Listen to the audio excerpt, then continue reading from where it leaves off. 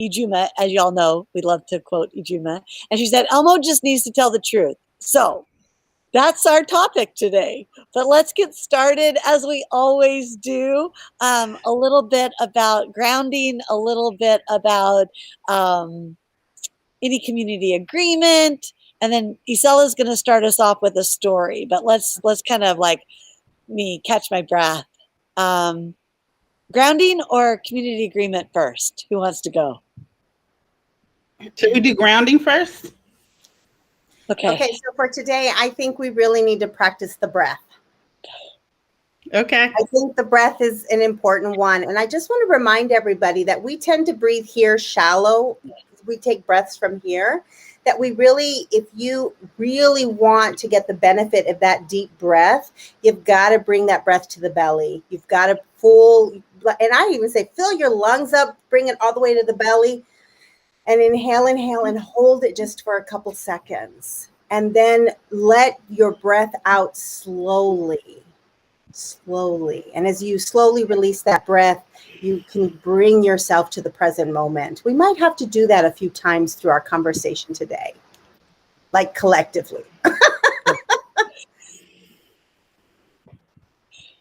Thank you. And I think now more than ever, since I don't have to wear tight pants, I really should be able to do belly breathing. So I'm really going to work on it today. Because super serious, I still have like comfy pants on. Oh, I don't even want to show you what I'm wearing. TMI from here down. I have perfected the top. All right. So breathing, check. Hydration, check. And Ijuma, an agreement or two that we should focus on. I think I'm going to just go a little bit off script, but thinking about like just agreeing to tell the truth. And to tell the truth, not from a place of fear or reaction, but tell the truth from a place of knowing and understanding.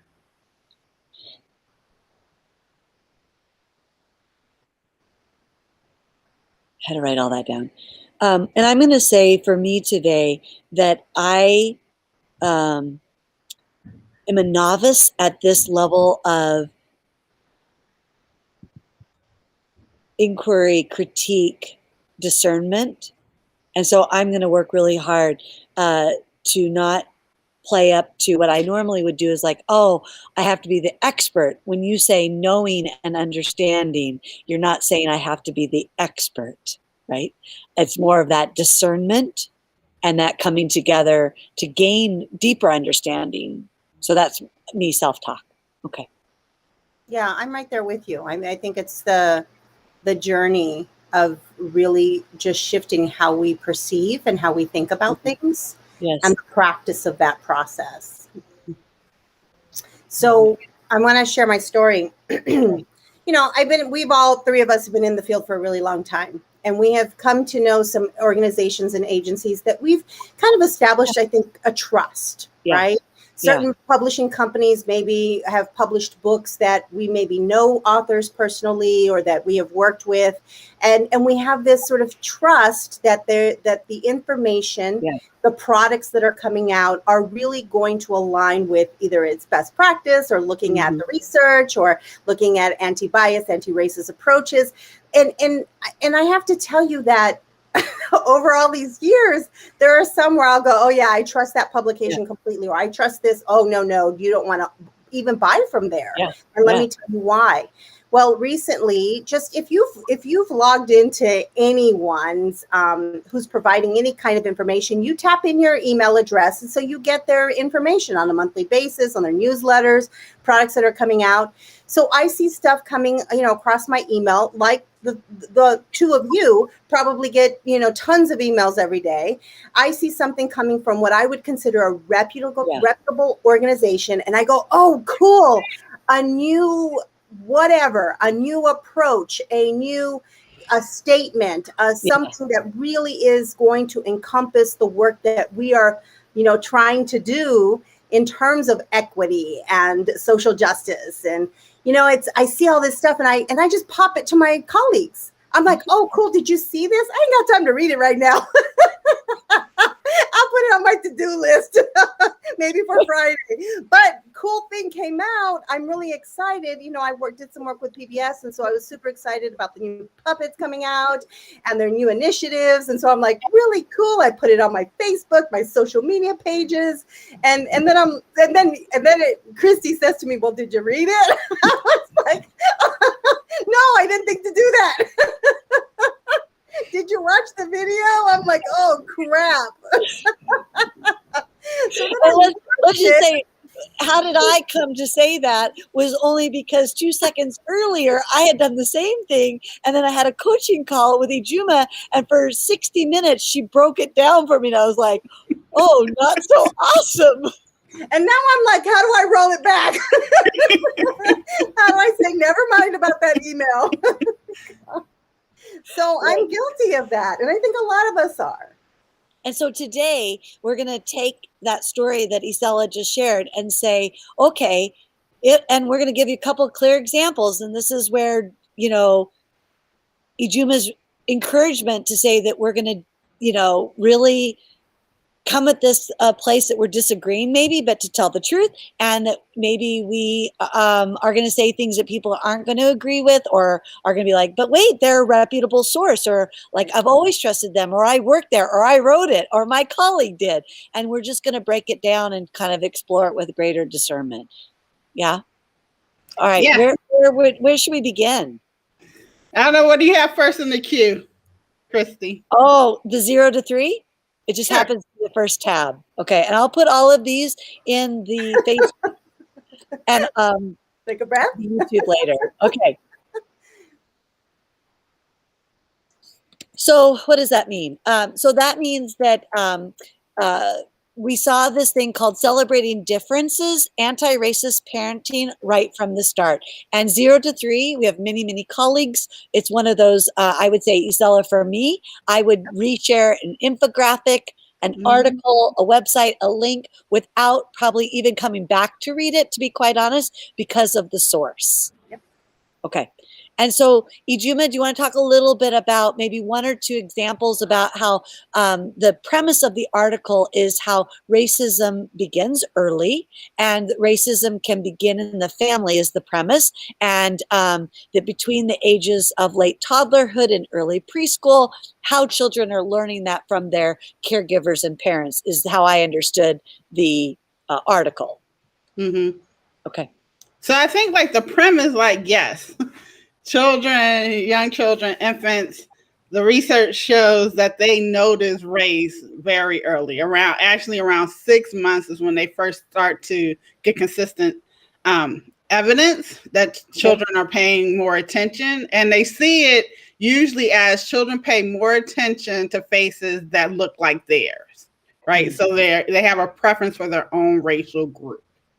And when I talk about that, when I share that, people, like, everyone just breathe, because they're like, are you saying that babies are racist? Like, no one is saying babies are racist. What we're saying is that babies are not colorblind, that the beginning of their racial awareness begins very earlier than we think. And so then what do we do with that information makes a difference. And so in the 0 to 3, some of the things, almost like tropes that they use, and focusing on saying difference, but not actually talking about racism as a system of power. Right.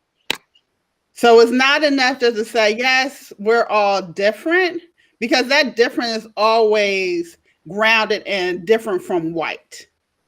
So if we talk about race and we talk about racism and we see children noticing, we have to start talking about the power structure. And not just say, oh, it's not okay. Like in this one, it says it's not okay to use differences as an excuse to stereotype others. And so if you don't actually name whiteness and actually name racism, that makes it seem like, oh, it's the same, like me as a Black person, it's just like if I stereotype you, Christy, as a white person, like that's the same as you stereotyping me when it's not. Like we live in a racist society where white people have consolidated and use race to consolidate power, and they use that power. We Okay, have sorry, a difference I of gotta power. interrupt you because you gotta clarify a couple of things. So, just right there on that one, for folks that are maybe newer to the work, why why me as a white person stereotype you, Ijuma, as a black person? Mm-hmm. Is that different than you doing it in reverse? Just say that one more time. So you have, because the system of racism is based on institutional power, right? It's not just about individual Right. preferences or likes or dislikes. Because the problem, like if tomorrow, today, somebody wave a magic wand and all like white people like me, that's not going to change the systemic and institutional racism that I experience every day. Okay. Like this work is about dismantling the racist system that we're in. And that conversation, just like children notice race early, that conversation about racism and dismantling and making them aware is not that they don't, like children experience this systemic racism every day. And so it's not too early to talk about that. So the 3 article is a part of the quandary that there's a mixture between children understanding differences and being able to classify objects, people, and events versus children understanding racism. Right. And so the article frames itself as advice of being an anti-racist person, right? And raising children to be anti-racist. But if you don't talk about power differences, you're actually not talking about anti-racism. And we want to talk about differences. And we want to talk about it, right? Okay. Oh, and yep. And so we want to talk about it. So it's important to talk about it in a truthful, direct, and honest way. Okay. And that's what's missing from that article.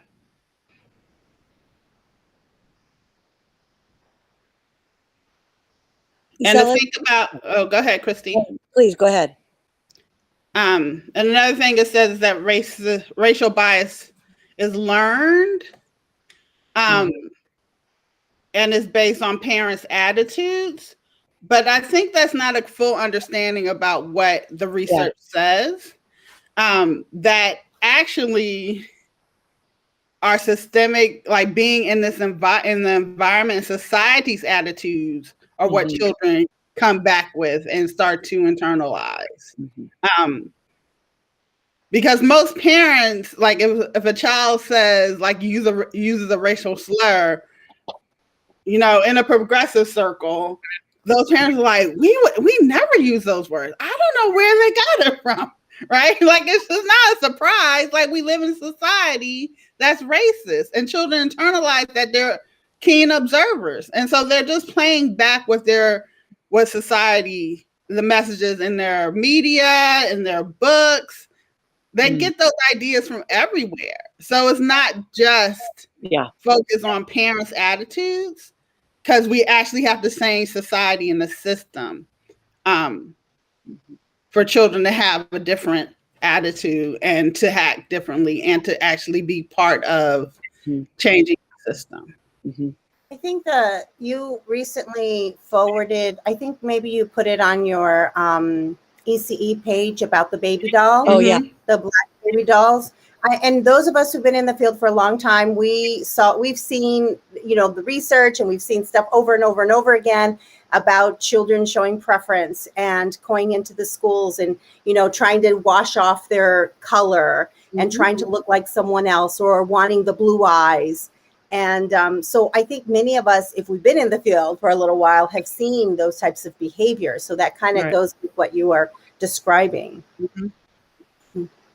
I was trying to find that really fast. I'll find it in a minute. I think I was also wanting for you both to maybe speak a little bit about how racism as a social construct is really learned through the systemic. So it's through our colorblindness. So I'll just use myself. If I, as a teacher, don't talk about racism, if I don't talk about or have books about or baby dolls that not just that we're all different colors and kind of universalize it. What we're really doing is saying that we have to have this talk about racism early as well, not just about the color of the pigment of our skin, right? Okay. And then if I'm colorblind, it's actually, it's always a double negative. I'm not being anti-racist. Right. Yeah. Like you're upholding Thank a you. white supremacist taboo, right? To not name race, not talk about race. But what we know is that if we don't talk about it, there's no change, right? And we're actually starting to gaslight children because children are paying attention. Yeah. Like, well, what do you mean? Like, children wouldn't be trying to wash off the color of their skin. Children wouldn't be resisting and excluding children. White children wouldn't exclude children of color from their play if they didn't have some fundamental understanding about how racism works, right? Like, and try out those ideas. So not to talk about it, not to talk about race and not to talk about racism does a disservice to children. And it doesn't uphold our commitment to their growth and their healthy growth and development. So this is kind of a side note then, and maybe Isal is kind of what you're talking about with the babies, but when something like an observational measure like the Eckers or something like that is asking, just do you have different colored dolls? Or even if you just have books that talk about different races and cultures, it's almost like the 0 to 3 article. It's not really talking about the systemic racism, right? I'm just drawing connections as many times as I can. Okay. It's super superficial. Okay.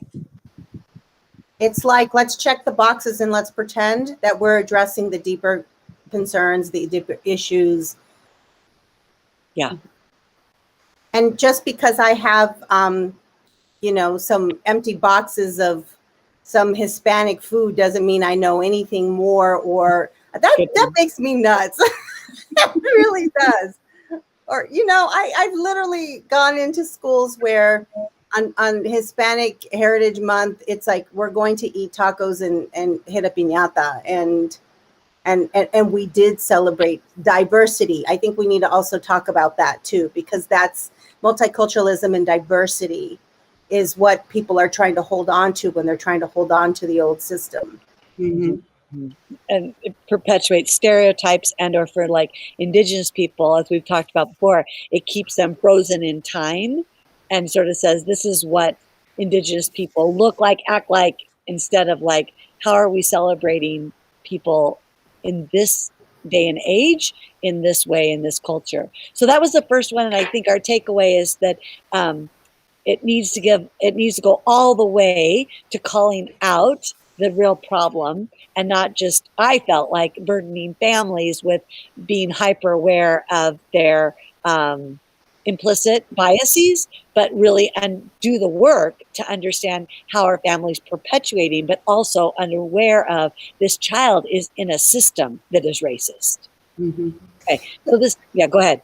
I just have a quick question for Ijima. I think, so if I was a parent and I was reading this, or even an educator, and when I hear you say we need to have conversations about the power, right? The power, what would that look like in a classroom? So what could I say as a parent? I mean, I know what I say as a parent, and I'm very, we're very truthful with Gia, but that might, where is the beginning, the starting point of having that kind of dialogue in a classroom community or at home with your child? I think there can be multiple starting places. So I'm just speak from my own experience. I start with, like, when we talk about like skin color, because children are curious, children notice, and they'll start talking about it. And so when we're talking about like different skin colors, like, oh, you have this shade, I have that shade. A lot of times, like, I tell the story, like, when I was a little kid, and they're like, what? When you were a little kid? You were never a little kid. I was like, yeah. Like, I actually was.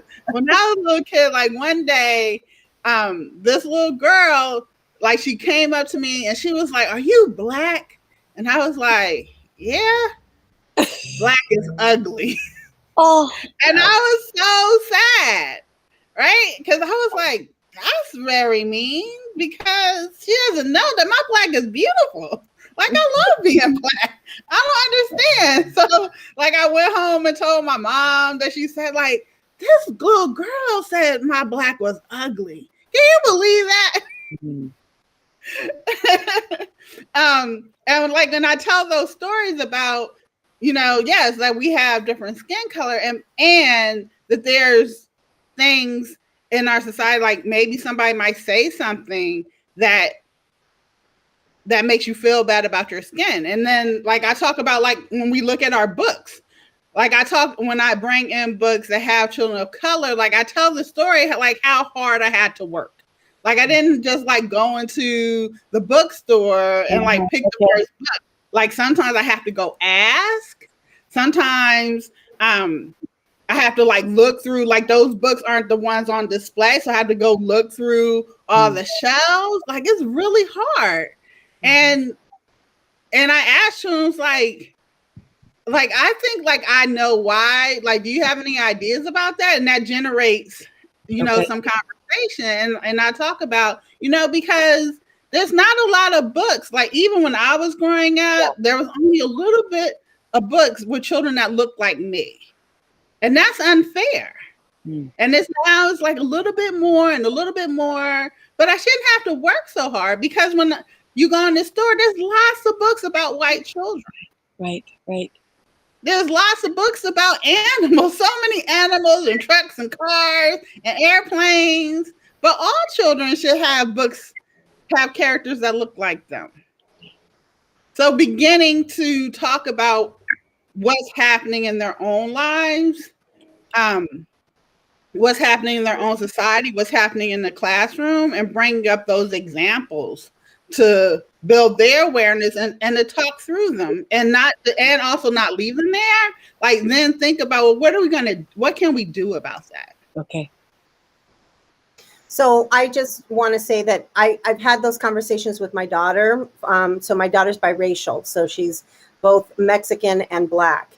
And so we've had lots of conversations about that. And recently we watched a movie, the Mrs. Pettigrew and the Peculiar Children or something like that. And what's interesting is she noticed that the bad guy, which was Samuel Jackson, the leader of the bad, was the only Black character. Yeah. And she notices stuff like that because of this kind of these conversations that we've had. Yeah. And she can see the inequities that are happening as a result of this systemic issue. Yeah, for sure. I have 800 questions, but I'm going to move on. Do you guys want to do the Sesame Street or the film next? Whichever you pick. Isela? Let's do Sesame Street just because I think it goes right along with families for a minute. And okay. Or you're like, what do you have against Sesame Street? Like, I love Sesame Street. Sesame Street is my favorite. Me too.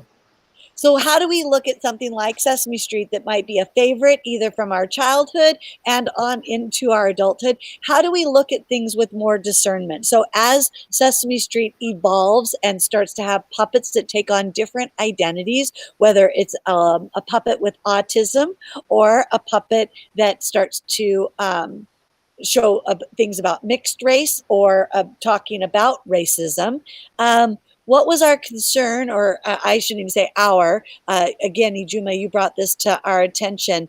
What were your thoughts? You don't have a concern, Christy? Well, You're not concerned?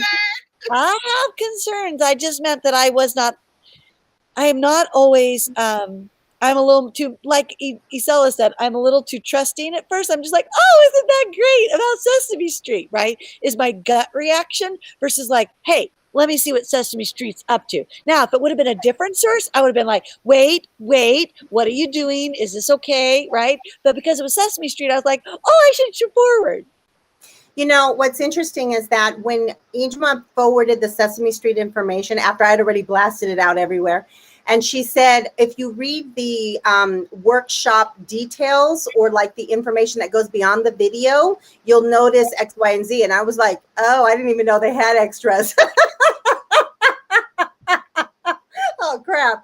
So I want to go back to what you said, Christy, because you had made mention about the puppet that has autism. Yeah. What is her name? I forget her name. But that for you was something that kind of triggered a little bit for you, right. because that's your heart, right? Right. And so what about that was troublesome for you? And it sort of remains troublesome. It's sort of like, okay, two things I'll just say out instead of all the things. One, and I understand the difficulty. However, when we start to see disability as a human difference, we don't need to make it special. So it seemed like we should give like all these accolades to Sesame Street for finally noticing that there were children with diverse abilities. So it was just like a political thing that I resonated badly with, because it's like we should have since the beginning been talking about all of our human differences.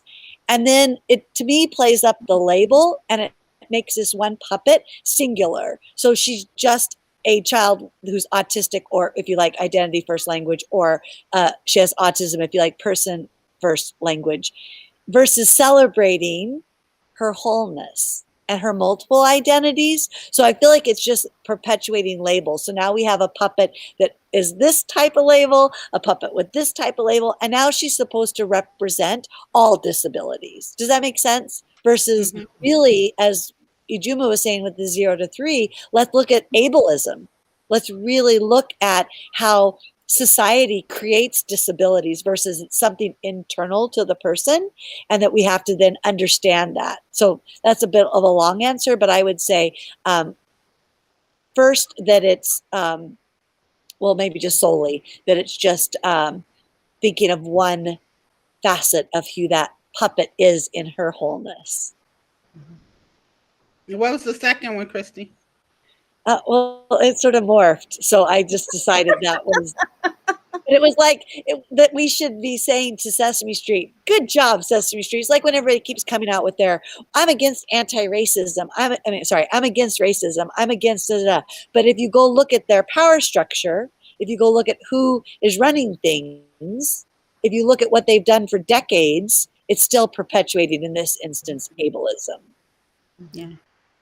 And I also think when they brought out the Muppet, the autistic Muppet, they actually didn't listen to actual autistic people around it. Like they allied themselves with an organization that's deeply problematic and who silence those voices.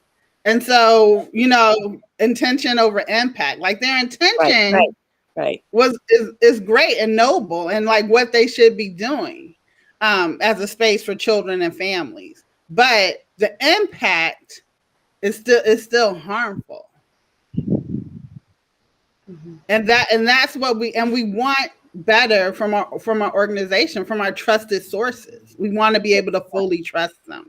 And so that means that they have to be listening to us. That it can't just be performative or like what's marketable and cool at the moment. Right. What should Elmo be saying other than the truth? Right. Yeah. So I would say that same lens of ableism now comes up with the racism. Those same perpetual or underlying issues. And Sesame Street is so reputable and does do some really good things out there.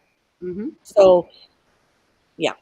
So what's the language that Sesame Street is using? Are they using, I didn't look at it right before we went on. Are they using anti-bias, anti-racist? What are they using? Anti-racism. They are. Okay, so let's jump into that. And so like one of the things that like I know about Sesame Street is that their Muppets didn't have people realistic skin color on purpose. Right. Because they were upholding a multicultural ideal. Right. And being and just stepping a little bit outside of being colorblind. So they had the humans show different cultural, racial um, diversity, but the Muppets never were. But the thing is that we still live in a racialized society, and like in my young mind, like I was racializing the characters, like the Muppets, like Prairie Sue. Like she had these blonde braids, like she's like a sweet little white girl. Right. Gotcha. So, and the Count was black to me. I mean, really, that says a lot about how the influence of societal right. The Count was black to me. I totally know what you mean, because you guys, this is not Sesame Street, but it's Lord of the Rings, which is my favorite movie of all time. However, do you all see that all the bad characters have stereotypical? They're closer to black. They're closer to mentally unstable. They're closer to language. Any of the isms, they're over there. I mean, they could have made them all women. They would have had every ism. And you can see that in movie after movie. That you're right. Even if you don't have, human characters or Muppets or puppets, we still have colors and or other attributes that we start to make, and because they're all right. Children notice these differences and similarities very, very, very early. Children even understand quantity very, very. If you have 3 goldfish and Isella has 15, I'm going to notice that. I can't count as a little baby, but I know she has more. And I should have more. Right? And I should have more. That's right. Is my favorite. Give me all the goldfish. Right. Except for one little kid said, "Teacher, do those goldfish have what's it called?" I was gonna say transgender, but that's not the right word. It's the fat. What's the fat that's got the trans? Saturated fat? Something trans. Trans fat. Trans fat. I don't know, it's a big word, right? And yeah, trans fat. Trans fat in it. And anyway. So back to Sesame Street. The goal, I would say, same with the 0 to 3, is how to start early. But again, it's saying kids understand differences, but then why do we jump straight to racism there? Because we want them to understand differences. I don't think that's the bridge that I see being made. But like the thing is that we don't have to teach them that. Right. Like we're making a big deal about teaching children about differences, but we don't have to do that. Okay. Because the way our brains are set up is that we already notice them. And so our job is to talk about and help them around the meaning making, right? Because they're also noticing and paying attention to what this means. Okay. So they're paying attention to, like, young children are always paying attention to power. Like we don't have to do a lot to help them notice power, because they know that adults hold all the power. Right. And they have to figure out, like, well, how do I get me some? That's right. And do you have it here, or does mom have it? Right. No? Yes? Let me check. Let me try to figure that out. Okay. Right. Yeah. And so talking about that with children and paying attention to what's happening and having open and honest conversations, because children are paying attention. Children are paying attention when they go to school every day and they see who's the principal and what race are they? What gender are they? What gender are they? Yep. Who are the people that are serving lunch? Who are the people that come clean up the mess? Yep. Like children are noticing that, and they're noticing, well, what does that actually mean in our society? Okay. And it comes up and they start to say something, and sometimes adults are like, shh, don't say that. Don't notice that. Don't notice that. Because I'm not ready for that conversation.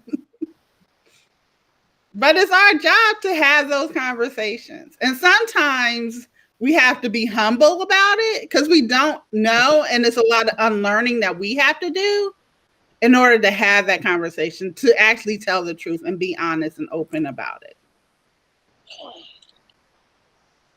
And I think but that's why these things are so popular, because people want this information. So that's why it's important. That's why we're talking about today, because they have to be accurate and give people the the correct information to share with children and for them to learn and to know for themselves. So I want to, you saw first off, you mentioned that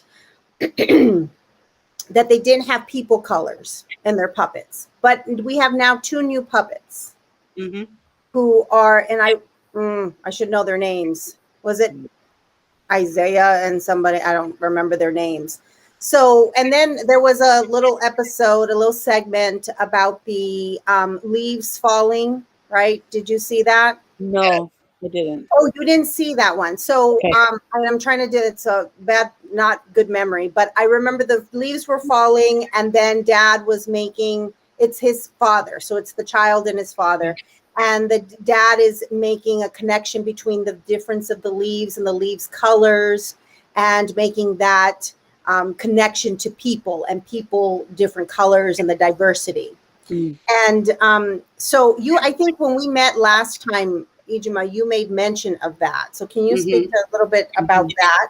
Because I think people, I think it's, we talk sometimes in generalizations, but I think when folks are looking at things, they need to go, oh, that's what they're talking about. Got it. And so the message is that same and different message, and that we're all part of one human family. And like, that's not right. We're all part of this beautiful tree, right? It's all beautiful and lovely. Kumbaya. Right. But again, that's not telling the honest and open truth about what it means to have a skin color that's not white, what it means to be white. And that's also the conversation. And that's the beginning. That's not something you wait on. You tell it in that story, right? And you don't actually have to use a metaphor, a simile or whatever. You don't have to talk about the tree. You can talk about real human diversity. Because if we actually understand child development, and people love to say children are concrete learners, then how come you're not giving concrete examples and using real people?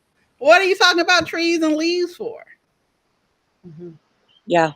Because when you just talk about we're all human, yes, we all are human, and we're in this racial construct of race. And what does that mean? And that's the beginning conversation that we have to have.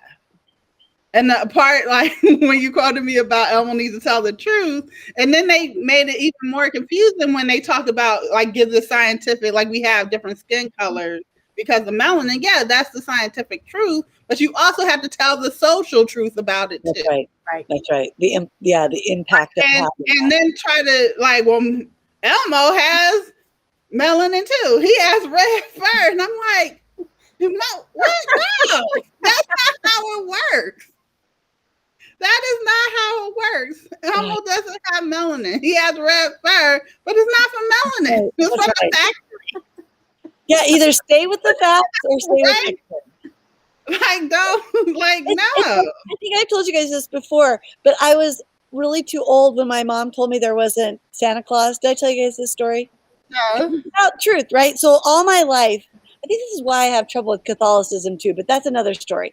So one day, I was probably in the 3rd grade easily, y'all, maybe 5th grade. I don't even want to say. And my mom said to me, Christy, there really isn't a Santa Claus. But, I'm thinking, you've told me every winter that I could ask Santa for the baby doll of my choice, right?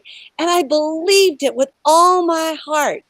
And I'm crying and crying and crying. And then she looks at me and I said, next you're going to tell me there's no Easter bunny either? Like, I didn't generalize it quickly. So I had to go one by one of all these fallacies that my parents had told me, all the way to Adam and Eve. Sorry for all of you if that's a spoiler. But I mean, like, I feel like now part of why I don't believe is because, like, this human that I was supposed to get all of my needs from, sorry, Mom, told me these, like, core disbeliefs. So I think that's a bad story to reaffirm what you're saying, Ijuma, is that, like, if it's biological, that we have something inside our bodies that make different skin, but doesn't make us different, talk about that. But then don't mix that with a fictional Elmo that's either red or blue or whatever, you know what I mean? Like now we're just confusing kids between make believe and analogies and concrete facts. You can go on Fox News. I also think just after watching it, it had exactly what you said, this kumbaya sort of like, Yeah. oh, everything is beautiful in the neighborhood, to quote the other one. Like that there really isn't, if we believe this, Yeah. then there isn't a deeper issue or concern. Yeah. Like there isn't a problem. Yeah. If we just believe this. Just believe this because we can all get along. Okay, Right. so we got to do one more. I just noticed the time. Sorry, and I used it up with my silly story. But No, that was a good story because that was the right story to tell. One thing before we move on, and the other thing about like why we don't want to keep it just as dislike and just as prejudice is that if we just keep it there, then we don't have any responsibility in changing the system. And also what that internalizes that then it's like all on me and it's my fault when racist things happen. Mm.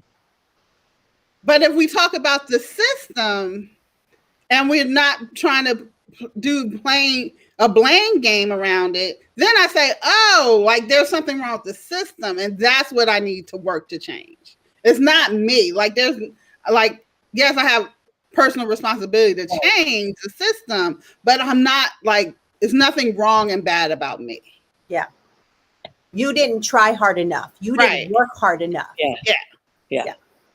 Or if you didn't love, like the message, like you didn't love hard enough, right? Yeah. Mm-hmm. You weren't polite enough. You weren't polite enough. You weren't nice enough.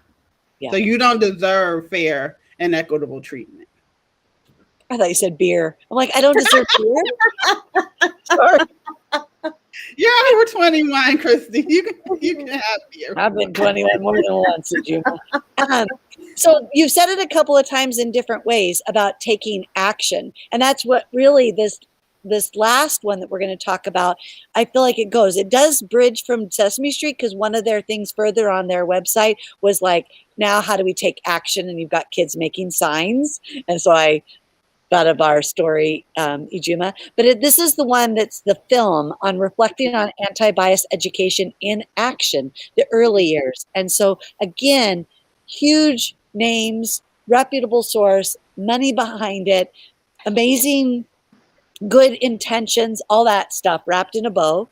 So this is the one that started this conversation because Ijuma says to me, have you seen it? And I'm like, no. So we watch a few minutes of it and I'm like, whoo! And then we sent it to Isela and she's like, great. I'm like, wait, before you pour awesome sauce on it, you might want to watch it. And she's like, oh, okay. And then we're like, we got to talk. So Ijuma, do you want to set us up? Do you want to say what the takeaway? Wait, before Ijuma starts, I just want to say I'm irritated. Okay. I just want to acknowledge my frustration because it's exhausting really to just have to watch this stuff and have to go and not just know that it's going to be a quality something, right? A quality video, something I can push out, that we're all sort of. But aren't you just overly sensitive, Isela? What? Am I really sensitive? Overly sensitive. They tried hard. I'm being funny. You know what? I know you are, but I was trying to hold back my tongue because this is where I would probably say some inappropriate language that you'd have to bleep out. I was about to tell you off. So we won't go there. I thought you had your T-shirt on about your passion. Right?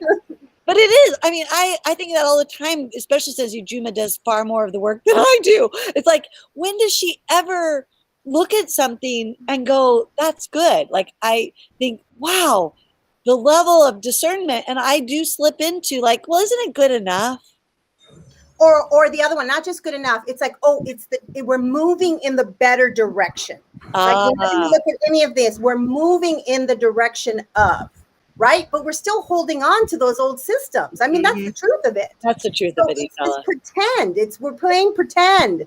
That's all. And did I say to you, Juma, when we were watching? I'm like, well, at least they didn't. Remember, we were talking about the disability part of it. I'm like, well, at least they didn't go get wheelchairs and ask all the kids to ride around in it to But I did that, Isela. I did the, well, at least we didn't go that bad, or at least we're moving this direction. And so a concept and critical race theory talks about incrementalism, that we actually don't want incrementalism, right? Like when people are out protesting, one of the chances that we want justice, when do we want it now, right? So we have to start with that mentality. So if we're talking about doing anti-racist work, we're talking about doing anti-bias work, it's an activist, it's an action, right? It's not just philosophizing and, you know, all that good stuff, but we actually have to take action. And in order to take action, we not only have to like understand theory and understand about children, we have to know that we're part of a larger social justice movement and checking and past, present, and in the future. And so if we're going to talk about, like in the film, they talk about Black Lives Matter. If you're going to talk about Black Lives Matter, there are people actually doing Black Lives Matter organizing.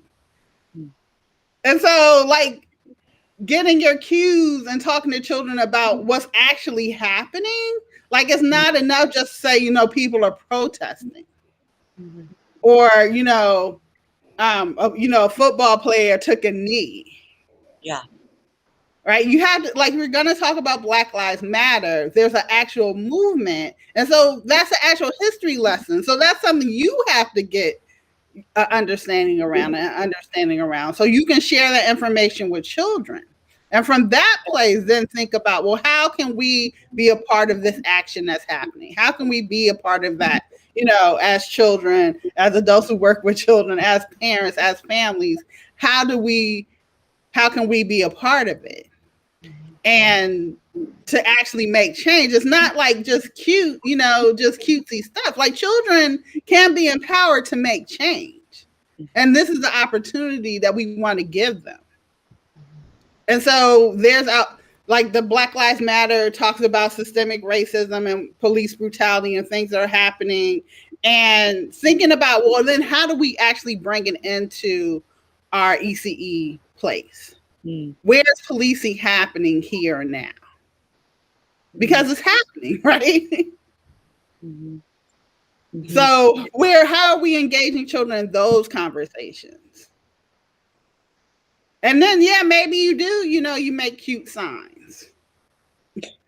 Like maybe you do write a statement.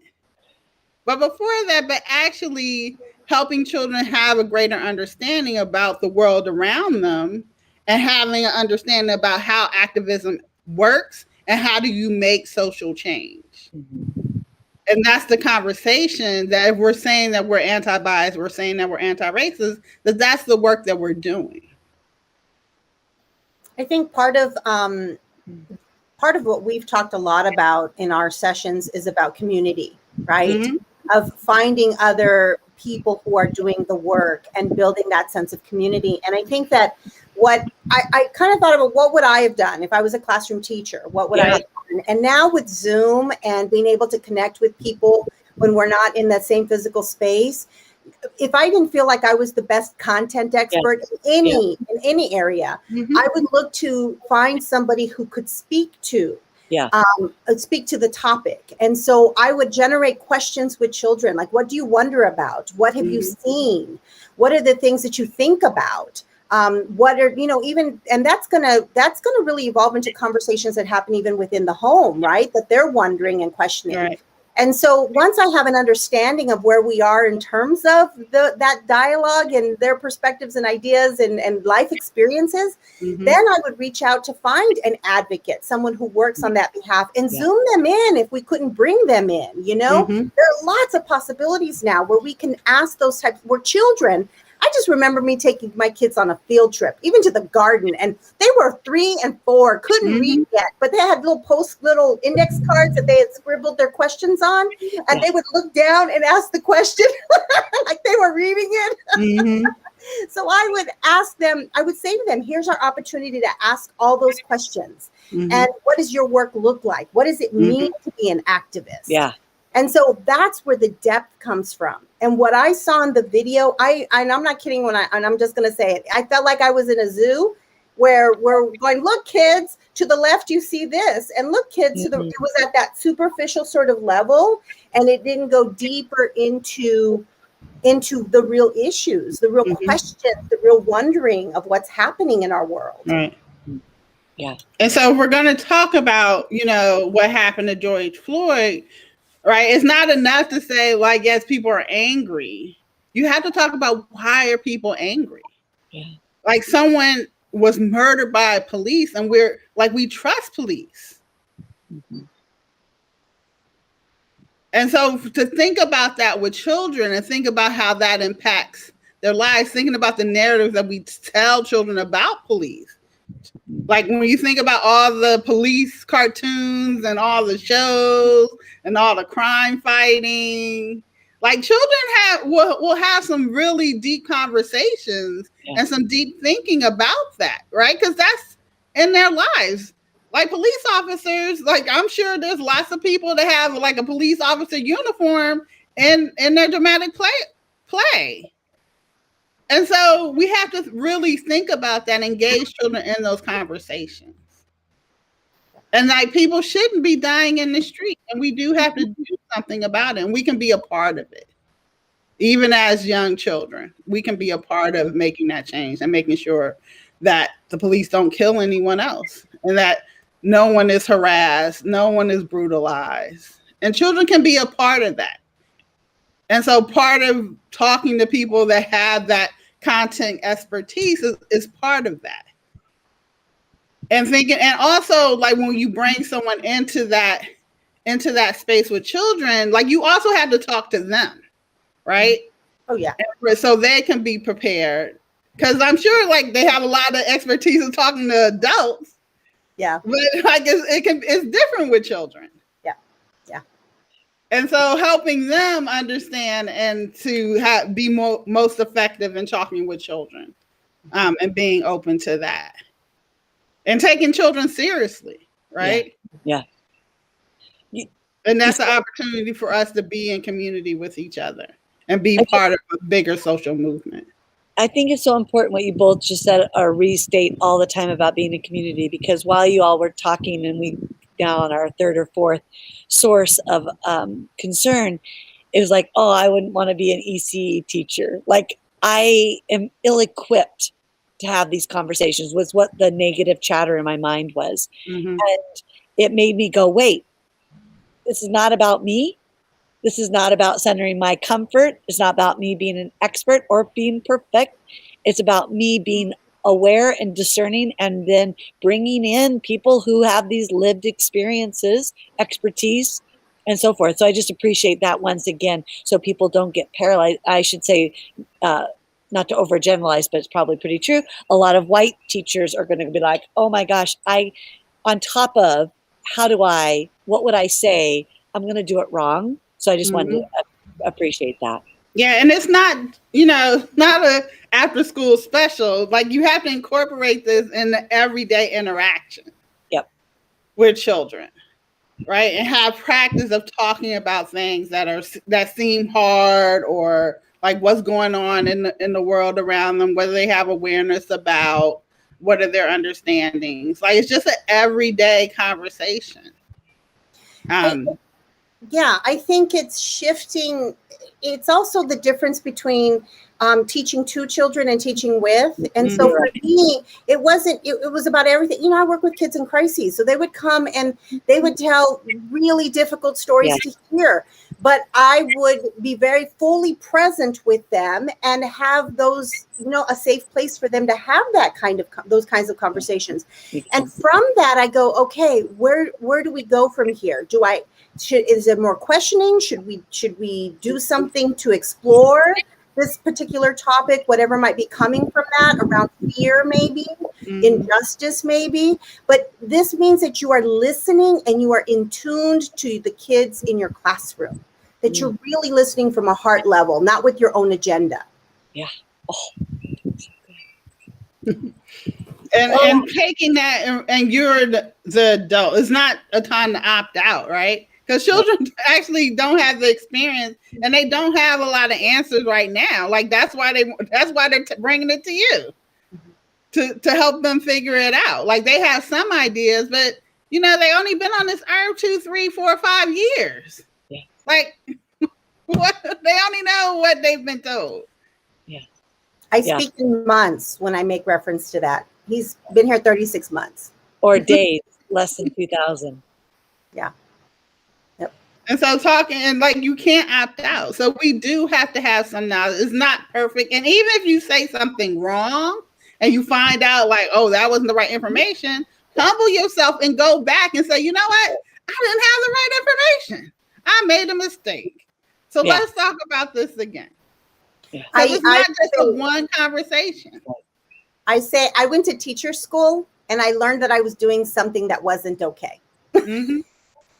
I went to whatever school, and so we're going to do something different, and they would hold me accountable. Yeah, they would. They'd be like, "You did it." Your teacher say, right? Like, what did your teacher say?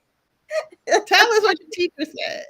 Yeah. Yep. Oh my gosh! All right. That it's the top of the hour, and our mutual friend Barb O'Neill. You might have seen her in the green room. I have her next. I don't have good English. Whatever. Barb and I, the reason that I get to know the two of you is through Barb, so that makes me happy. I got to go talk to her.